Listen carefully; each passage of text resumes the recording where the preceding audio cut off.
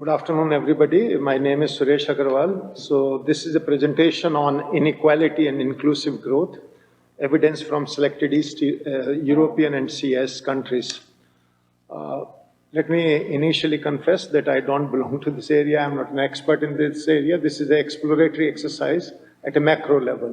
So I'm sure the presentation will give you more details about what is the idea behind this. Though I've been working and I'm still interested in the area of inclusive growth, so the focus is more on inclusive growth rather than on inequality, but the link between these two.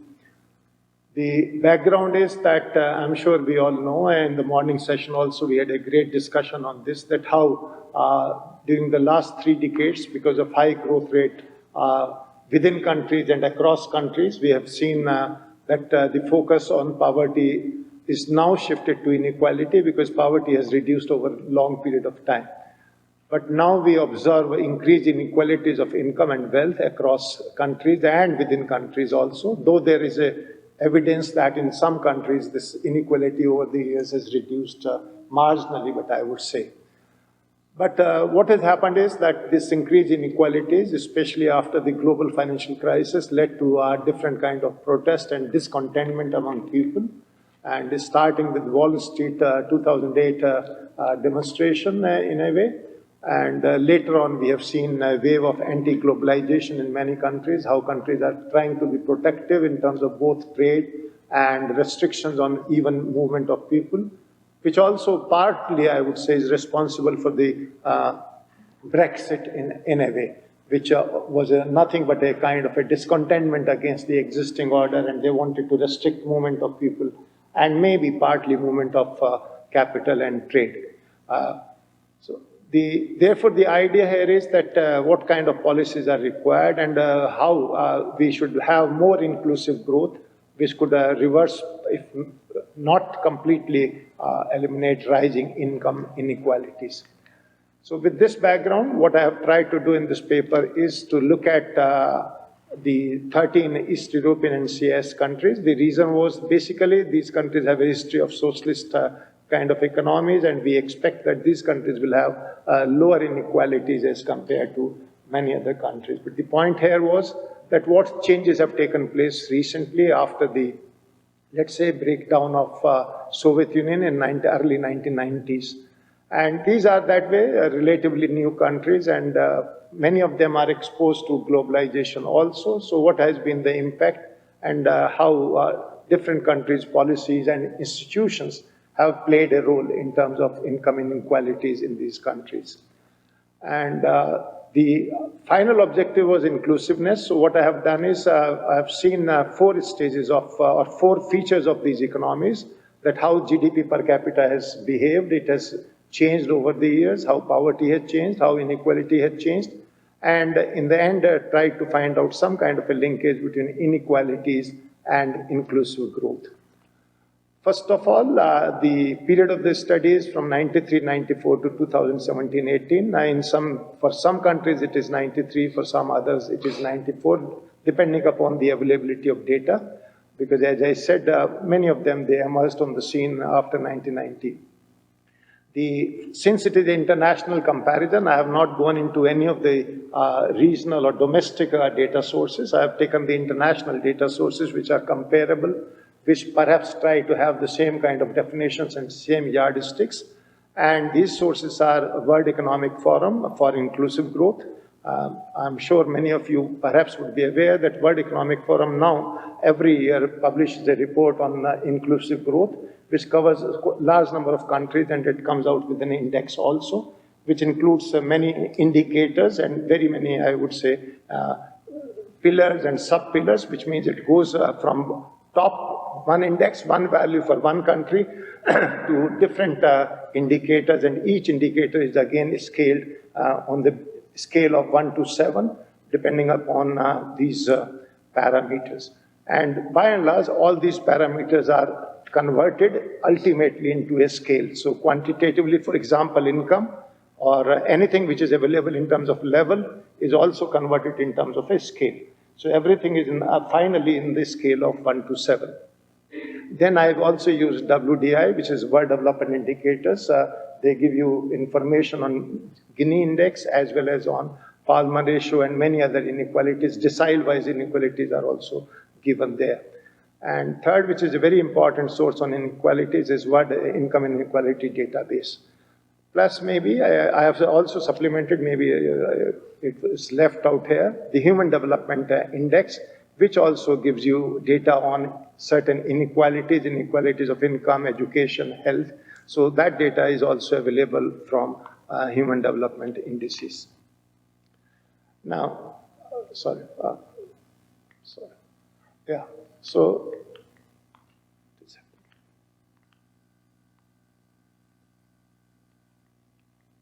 sorry, why it is this? Oh my goodness. Sorry.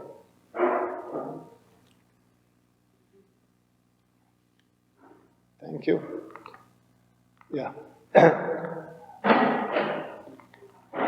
So let me now come to some of the results based on this background and the period of this study. One is that I am going to show you some results on GDP growth rate. Basically, the idea here is to show that each country, though they are same regional countries, EE countries and CIS countries, but I'm sure, which is natural, that they differ in terms of their GDP per capita levels as well as in terms of growth rates.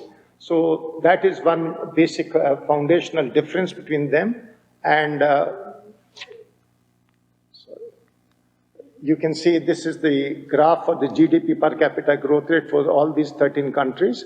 And this I have taken for 3 time periods. Basically, idea was that how they were doing initially in their, I would say, initial years of stabilization when they started in 1991 to almost the first time period taken is around 2000. Then the second time period I have taken is from 2001 to 2008. Is basically the global financial crisis year. And the third average is between 2009 and to the latest year which is available, which is 2018. So this blue color is for the first period, 1994 to 2000, and second is red is for 2001 to 2008, and the third period is 2009 to 2018. The idea of showing this graph is basically to show 2 things. Number one, there are within country differences as well as there are inter-country differences in terms of the GDP growth rate.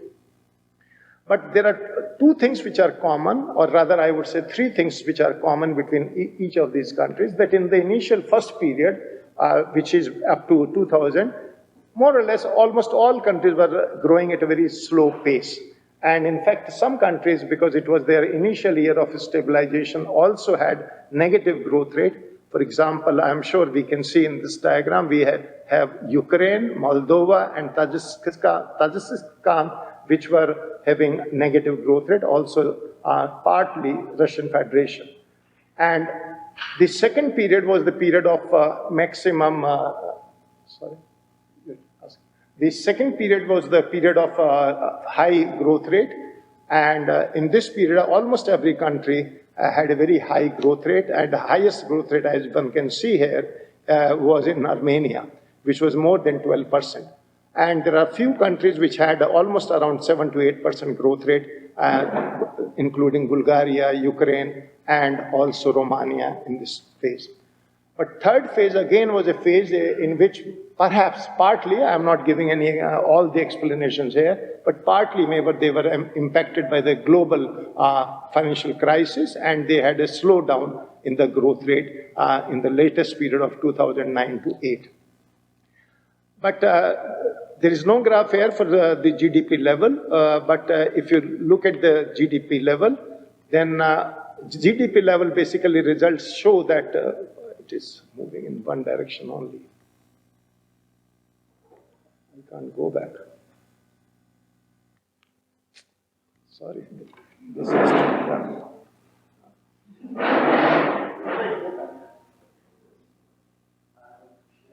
I don't think so. But why should it be like this? You have to progress. I think go back. On the left? Yeah. And on the right. Okay, thank you. Sorry. Sorry to bother you again.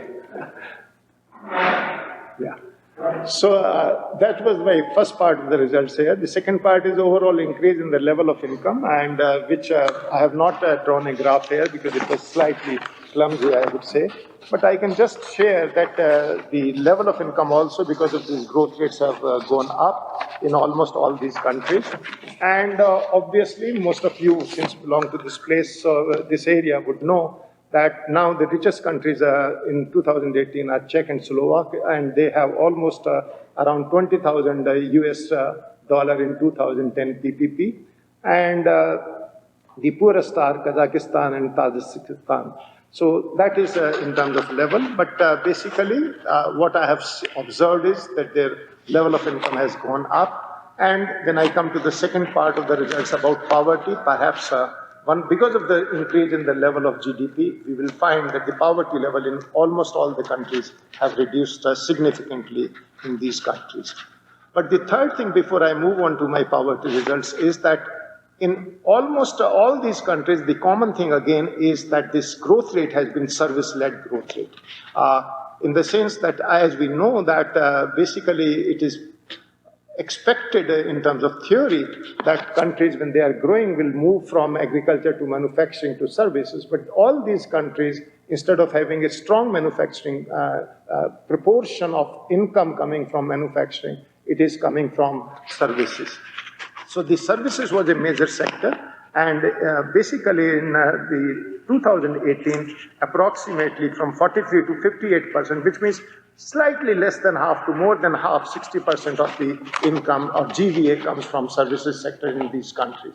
And similarly, in terms of employment also, it is from 1/3 to 2/3 employment still comes from the services sector. So that shows the composition of GDP in these countries. Now, coming back to my next results, which are related to poverty, I don't have much to say here, except that by and large, the data, international data shows that poverty in these countries have reduced significantly, and except Romania, where we have some around 6 to 7% of the poverty in terms of the people below the poverty line, but otherwise in all other countries, poverty levels are almost insignificant. But the third important result, which I would like to share with all of you, is about inequalities. I have measured here, I have taken two measures of inequalities here. One is the Gini coefficient, and the second is the Palma ratio. Palma ratio is the ratio of the income of the highest 10% of the population, richest 10% of the population, to the poorest 50% of the population. That is how the Palma ratio is defined. And I will show you first the graph for the income Gini. Again, it is for the 3 periods, the same 3 periods which I have described earlier. And it shows how income inequality in terms of Gini coefficient has changed over this time period from 93-94 to 2018 in these countries, and how it differs between countries. And I'm sure this diagram clearly shows that perhaps Russia has one of the highest level of income inequalities as measured by the Gini coefficient, and it is almost 41, 42. The coefficient was in between 2007-9, but it has now slightly come down in the year 2014-15 from 41% to 39%, if I can read it carefully. But there are other countries where we have relatively lower inequalities, especially in the latest time period of 2014-15, for which the data is available. We can see that Kazakhstan and Ukraine have relatively lower Gini coefficient. Similarly, same is true about Czechoslovakia Republic and Slovak Republic, where the coefficient is somewhere around 26. Now, if you look at the Palma ratio, which is a second kind of an indicator of income inequality, we find almost a similar trend. This is my Palma ratio graph, which is again, sorry, should I? Oh, do I need? Oh, sorry, sir. So, but this graph is not for a particular time period. It is at different points of time because it is a kind of a ratio. So ratio is calculated at a point of time, and I have not taken the average for the same time period. Idea is again to show how this inequality had changed over the years. And here the data starts, the international data starts from 2004. I couldn't get to any data before that period. So it is a slight short time period as compared to the previous exercise. And I'm sure again one can see that perhaps it also corroborates the results of the Gini coefficient, which is that the inequalities have reduced marginally over the years in these, this part of the world where in these countries mainly. The next result which I would like to share is about, perhaps I can say one or two more things before I move on to this, which is that if you compare these 13 countries and club them together in 6 CIS countries and 7 East European countries, which is part of this sample, then we find that relatively we have higher average Gini coefficient in these 6 CIS countries as compared to the 7 East European countries. So what I'm trying to say is that the CIS countries have higher inequalities as compared to the East European countries. That was true especially in the period 2009, but gradually the gap between these two has narrowed down, and there is a kind of a convergence between the CIS and the East European countries in terms of the inequalities. And also one can see that in terms of the distribution of our Palma ratio, it is higher in the CIS countries as compared to the East European countries, which means the richest 10% has benefited more out of the growth rate, out of the growth in both these. The last point as far as inequality of income, and I have now included wealth here, is concerned, which shows that in terms of wealth inequality also, we have almost a similar picture, but wealth inequalities are very high as compared to income inequalities. This is a graph of Gini wealth inequality, and I don't know, maybe some of you perhaps seems to be surprised that it is almost 92, the Gini wealth coefficient for Russia, and this is for 2016. This data, and it is as high as 92 even in Ukraine, and 70, more than 70 in many countries. In fact, in almost all the countries except 1 or 2 countries, it is less than 70, but otherwise it is touching around 80 and also 90, which is the data for Gini wealth inequality. So more than income inequality, these countries have high wealth inequality. This is what I wish to share with you. Then now I would like to move on to the last part of my presentation, which is, which is related to inequalities and inclusive growth. Quickly, as I said, inclusive growth basically means whether the benefit of growth has gone to all the sections of the society. And we talk about not only inequalities of income, but here what I have also done is I have taken inequalities of education, inequalities in health, and inequalities in gender inequalities also, and inequalities in income. All 4 of them have been taken together to see how a country is performing on inclusive growth.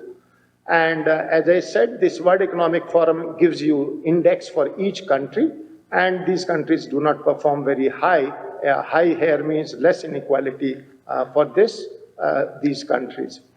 Now, first, if you look at the education inequality, we again find, and in fact, in educational inequality, there are different parameters on the basis of which you can calculate this educational inequality, which is education access, which basically means that what proportion of population has access to education, the quality of education, and how much is expenditure on education by the government in different countries. And based on this, you can calculate a kind of a composite index known as the inequality index on education. So this chart again shows you the education inequality on the basis of these 3 parameters. And this is again for one simple year, which is 2015, for which the data is generally available.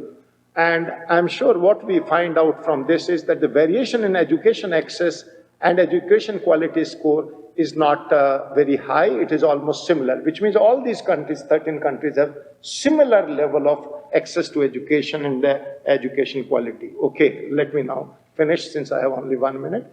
And same is in terms of health, but just one small feature I would like to say here. The out-of-pocket expenditure on health is very high in these countries, which means people have to spend more on their private health facilities than public health facilities. Then I have the regression result combining these four. And what it basically shows is that gender inequality, education inequality, and health inequality are negatively related with inclusive growth, which means if you reduce these inequalities, you will have better inclusive growth, which I think may be obvious, but it comes out also from the regression result. And one result which is not very supportive is income inequality, which is positively related, but I think it is because if you have higher income, maybe you have higher access to education and jobs and maybe health, and therefore it reduces your inequalities of income. So that is the thing. So let me now conclude since my time is also over. Basically, we have seen that initially all these countries were in the years of transformation. They had low growth rate, and then they picked up the growth rate, which was later on affected negatively by the global slowdown. And then, as I've said, they have high wealth inequalities, and many of these countries have high inequalities in terms of health, and perhaps they have not done very well in terms of inclusive growth, and they need to take conscious policy decisions if they want to reach to the levels of inclusive growth as achieved by the West. And the last thing is the institutional role of the institutions is very important in all this. Thank you so much. Thank you very much.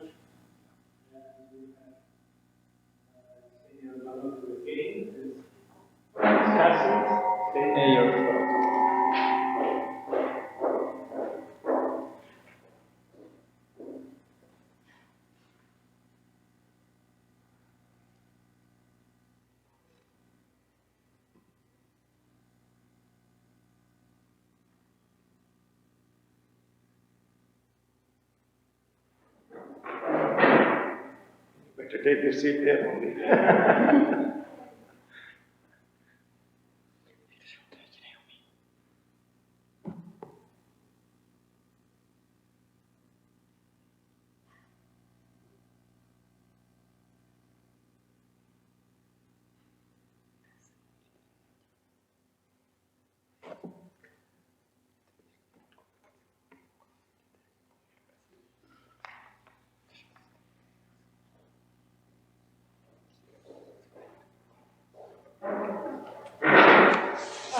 Thank you for the presentation.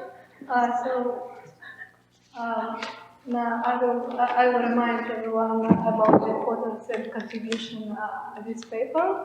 So we will know that GDP growth helps people to overcome absolute poverty, but it followed by increasing wealth and inequality of income and wealth. The main point that growth alone, the main point of the paper is that growth alone is not enough, is not sufficient to reduce poverty, and it was relied on previous very high cited papers.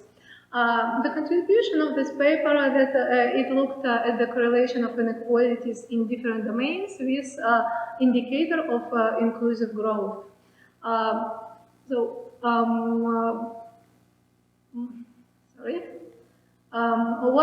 What we have known, very interesting result for me that overall income and wealth inequality decreased, but it was decreased differently in different time periods. There is some heterogeneity and convergence of inequality between groups and countries. Eastern European countries had a lower inequality, but then both of the groups have converged almost the same level. So about the correlation of inclusive growth, there was some inclusive growth index that was used